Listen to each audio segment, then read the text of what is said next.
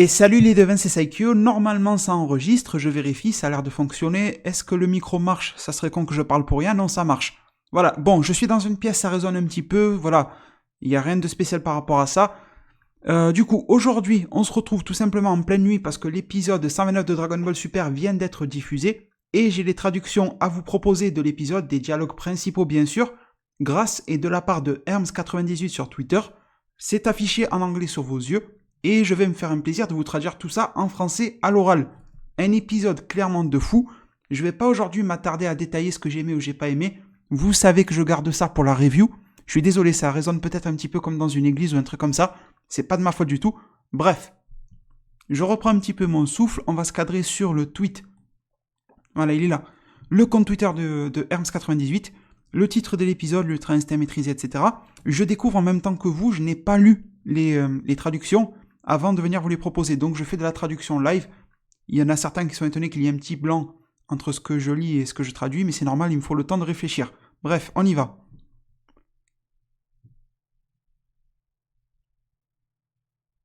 Ok, bon, du blabla de Whis en début d'épisode pour dire que c'est vraiment le moment de dépasser ses limites, etc. Quand c'est du blabla un petit peu qui sert à rien, qu'on a déjà entendu, j'ai même pas besoin de le traduire, quoi.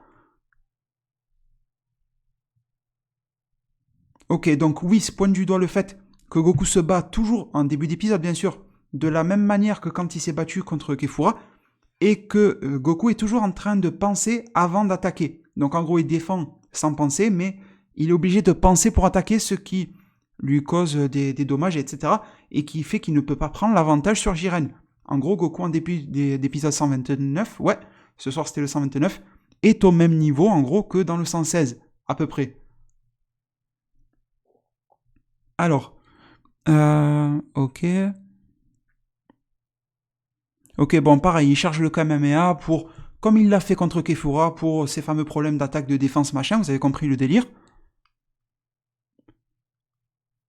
Ok, donc les deux Zeno Omni Kings, là, ils sont impressionnés par Goku, vous les avez vus tout le long, mais Jiren a réussi à bloquer le coup de Goku, enfin le Kamehameha plutôt.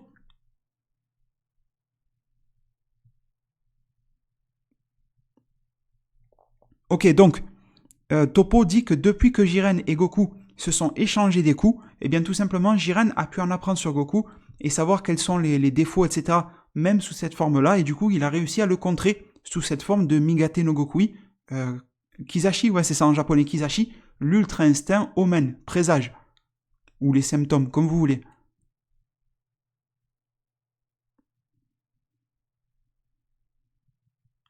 Ok. Ok, donc là quelque chose de très intéressant et de nouveau dans la franchise Dragon Ball entière, c'est que quand vous avez vu que Goku était en train de bloquer de manière bizarre, Goku a utilisé son Kamehameha pour le transformer en une barrière, un petit peu comme une barrière de C17, pardon, sauf que c'est le Kamehameha qui est devenu une barrière pour Goku, pour lui éviter de prendre trop de dommages de la part de Jiren, mais il en a pris beaucoup. On est toujours en début d'épisode là, hein. Et le clown, ouais, Vermoud, de l'univers 11, n'est pas, et Vermoud et les autres, hein, ne sont pas, les autres dieux de l'univers 11, je vais être complet, ne sont pas impressionnés par l'ultra instinct de Goku, ouais. On a Vegeta qui reprend la parole et qui les secoue à ces dieux-là moralement. Il est sûr que Goku va maîtriser l'ultra instinct et battre Jiren. Ça, c'était le long speech de Vegeta. J'ai beaucoup aimé d'ailleurs. Et il fait même le lien et le constat et l'état comme quoi, eh bien tout simplement, les Saiyans et Goku se sont énormément améliorés durant ce tournoi qui était très bref. L'auto-animation a conscience que voilà, ça durait pas bien longtemps, ils nous le disent ici, mais malgré tout, ils sont conscients et ils sont contents même que les Saiyans ont autant progressé dans un si court tournoi. Les mots de Vegeta n'avaient pas vraiment d'utilité sur Vermoud, belle mode là c'est Vermoud, et du coup Vermoud dit à Jiren de finir Goku, de le finir tout de suite. Ok, d'accord. Donc Vegeta dit à Goku, il lui donne même l'ordre à la limite, de se rappeler de la promesse, de se rappeler de la promesse et de se rappeler de sa fierté de Saiyan et de tout le blabla habituel concernant les Saiyans, etc., comme le dit Herms. et qu'il ne peut pas perdre ici. Il ne peut pas se le permettre, tout simplement.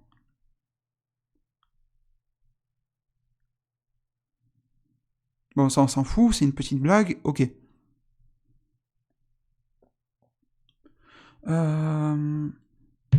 Attendez, je relis du début.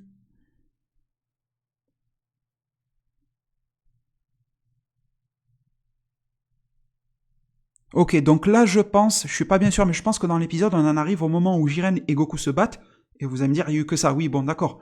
Mais je veux dire le passage où Goku se battait avec les yeux fermés. Je pense qu'on en est là, et Whis, en fait, il sent le fait que Goku est en train de se battre et de se concentrer d'une manière pure sur sa bataille, et que son cœur n'est pas perturbé. Et d'après Whis, il n'y a aucun besoin de s'inquiéter par rapport à la suite du combat. Whis est très confiant par rapport à Goku, étant donné qu'il le sent s'améliorer dans son ultra instinct. Et vous avez vu, c'était très classe, le Goku les yeux fermés, qui se tape contre Jiren, on s'y attendait pas. Je suis sûr que ça résonne beaucoup le micro, j'en suis vraiment désolé, mais ça me fait chier, mais bon. Alors. Qu'est-ce qu'il dit, Vermoud? Vermoud demande encore une fois à Jiren de finir Goku. Jiren envoie tout des tas de rayons, de vagues de ki, vous les avez vus, quand il était en hauteur par-dessus Goku. Tout le monde se demande si Goku est capable d'éviter ça, parce que ça va très vite et c'est très puissant. Kame Sennin et tous les autres sont très inquiets, et Beerus leur dit de se la fermer, tout simplement. C'est au moment où il y a eu l'altercation entre... Altercation vite fait, quoi. Mais entre Krillin et Beerus. Qu'est-ce qu'il nous dit ici? Alors, Vermoud pense que Beerus s'est résigné à son destin, en gros se faire péter la gueule par Jiren de l'univers 11 et se faire détruire par Zeno. Et il pense que cette fameuse attaque là qui allait super vite de Jiren, Goku ne peut pas s'en sortir.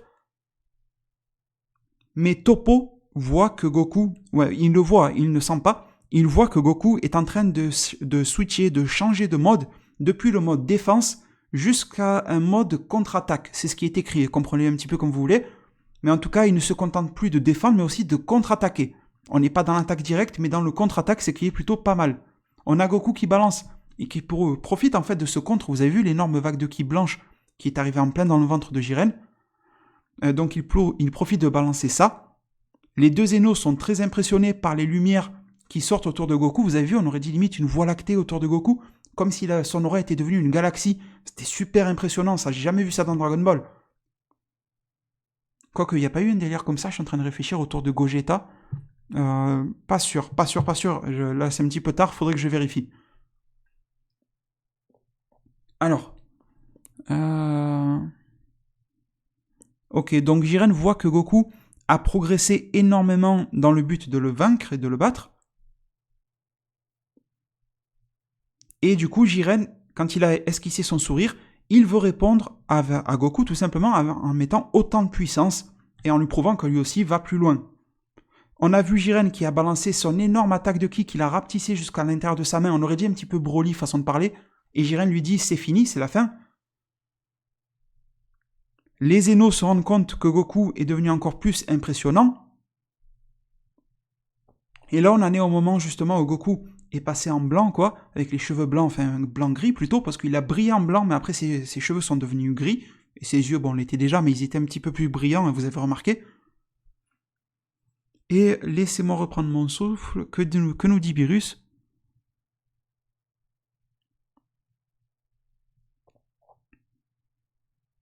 Ok, donc Beerus dit, il l'a enfin atteint, Whis dit oui, et Beerus dit, oui, c'est quelque chose d'autre, entre autres, cette forme-là, il dit, Beerus parle de forme, cette brillance, on dirait qu'on parle d'un shampoing. Donc cette forme, cette brillance, c'est vraiment l'ultra instinct complet. Il y a écrit complet dans la traduction de Herms. Je ne sais pas vraiment si Beerus a dit complet ou pas, peut-être qu'il a dit maîtrisé ou autre, mais c'est vraiment l'ultra instinct complet, c'est ce que nous dit Beerus. Donc c'est un petit peu bizarre et peut-être que on aura des explications par la suite. Je fais une pause rapide les devins concernant le fait que ça brille, que ça devienne blanc, gris et tout ça. Peut-être que Beerus sait que lui-même, s'il le maîtrisait, deviendrait brillant et tout. Enfin bon, c'est pour ceux qui ont suivi mes vidéos par rapport au délire de transformation, pas transformation, pourquoi Goku brille et pas Beerus dans le manga. Bref, ceux qui ont suivi comprendront. Donc, Herms98 nous dit qu'à la fin de l'épisode, on n'en sait pas plus sur le temps restant dans le tournoi. Ok. On ne nous dit pas, il nous reste 1 minute, 30 secondes. Enfin, vous voyez, vous avez capté le délire. Vous l'avez bien remarqué, aucune nouvelle de Freezer. L'épisode de la semaine... Non, pas de la semaine prochaine. L'épisode dans 2 semaines. Là, aujourd'hui, on est le 4 mars. Laissez-moi voir. Du coup, il n'y aura pas d'épisode le 11 mars, il va falloir attendre. Et le prochain épisode, le 130, pour voir le dénouement de ce combat Goku versus Jiren, ça sera le 18 mars. Retenez bien ça et je vous le rappellerai sur la chaîne, bien sûr. Et cet épisode 130 aura alors pour titre une bataille sans précédent, la bataille ultime pour la survie. Je vous avais déjà présenté le titre sur ma chaîne, bien sûr. Ok, désolé, je me grattais la tête. Alors, next, ok. Le prochain épisode, en résumé, tout simplement, Goku et Jiren ont une bataille à fond, quoi. Bon, vous l'avez vu, le Jiren torse nu et tout, avec les veines sur le front, il avait vraiment l'air se dépasser. Je regarde si Herms nous en apprend plus ou pas. Petit fait sympathique pour vous, allez, pourquoi pas. Le prochain épisode de DBS aura lieu le 18 mars, je viens de vous le dire. Et par une drôle de coïncidence, ce 18 mars est connu comme étant le Saiyan Day, donc le jour des Saiyans, parmi les fans japonais. Étant donné que c'est un jeu de mots, alors là on va pas rentrer dans l'étymologie, mais ça fait un jeu de mots avec 18 mars pour les Japonais. 18 ça se prononce Saya, donc ça leur fait Saiyan Day. Bon voilà, vous avez capté le délire. On va voir si Herms nous a dit un truc de plus, j'ai pas l'impression. On va actualiser ça. Alors, peut-être ici. Oui, on a une petite information les devins avant de vous laisser sur le virus et sa description, oui. Par rapport à l'Ultra Instinct, désolé, il est vraiment tard, j'ai du mal à parler. Alors, ok, donc c'est ce que je vous disais tout à l'heure par rapport au complet ou perfectionné, etc. On peut, voilà, c'est exactement ce que je vous disais tout à l'heure et on a la confirmation de quelqu'un qui parle japonais clairement, dans le sens où Beerus décrit Goku avec sa forme aux cheveux gris, argentés, comme étant complète ou parfaite en fait. On peut utiliser les deux mots qui seront synonymes de l'expression que vous voyez affichée à l'écran en japonais. Ça reviendra au même et on verra bien ce que va nous dire les produits officiels dérivés de la série. Est-ce qu'ils vont aller vers du complet, vers du parfait, vers du maîtrisé? Mais en tout cas, tout ça, voilà, ça se ressemble énormément en japonais, en particulier complet et parfait. J'ai le mot anglais qui me vient en tête.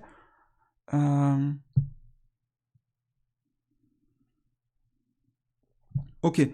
Et ce même mot, qui est Kansei, vous avez sûrement dû entendre parler de Migate no Gokui Kansei. Ben, ça veut dire complet ou parfait. Et c'est ce mot-là qui était justement utilisé dans le magazine V-Jump pour la révélation de cet Ultra Instinct. Alors les devins, j'ai complètement adoré l'épisode. Je ne vais pas rentrer dans le détail des pour, des contre, de ce qu'il y a de bien, ce qu'il y a de pas bien. Tout ça, c'est pour la review. Le but de cette vidéo du soir, c'est de vous apporter les traductions. C'est pas une vidéo bien joyeuse avec des musiques, du montage et tout ça, mais au moins vous avez le gros de l'information. Je vous remercie. Une hype énormissime, aussi bien autour de ce 129 que je me languis de pouvoir revoir et encore revoir. Je sais pas combien de fois je pourrais dire le mot revoir pour être réaliste. Je me languis énormément de voir l'épisode 130. Bon, c'est un petit peu bizarre parce que j'ai le pincement au cœur. Qui dit voir le 130 dit se rapprocher de la fin. Mais bon, après, faut pas faire non plus trop le sensible et profiter un petit peu de ce que l'on a et de ce que l'on nous donne, tout simplement. Aucune nouvelle de Freezer, probablement dans le prochain, je suppose. Et on verra aussi Jiren dépasser ses limites et changer un petit peu de forme. Vous avez vu sa nouvelle aura, les veines sur le front, le haut des vêtements qui est tombé avec des égratignures, ça va nous changer du Jiren Superman qui n'a jamais rien, ni aucune blessure, il est toujours propre, quoi. Ça va bien changer. Je vous remercie énormément de m'avoir suivi, écouté durant cette vidéo-là. Comme toujours, un maximum de j'aime, de likes pour me soutenir, pour soutenir ma chaîne et cette vidéo-là. Je vous en remercie du fond du cœur. Prenez tout super bien soin de votre futur et à plus pour de prochains arts divinatoires.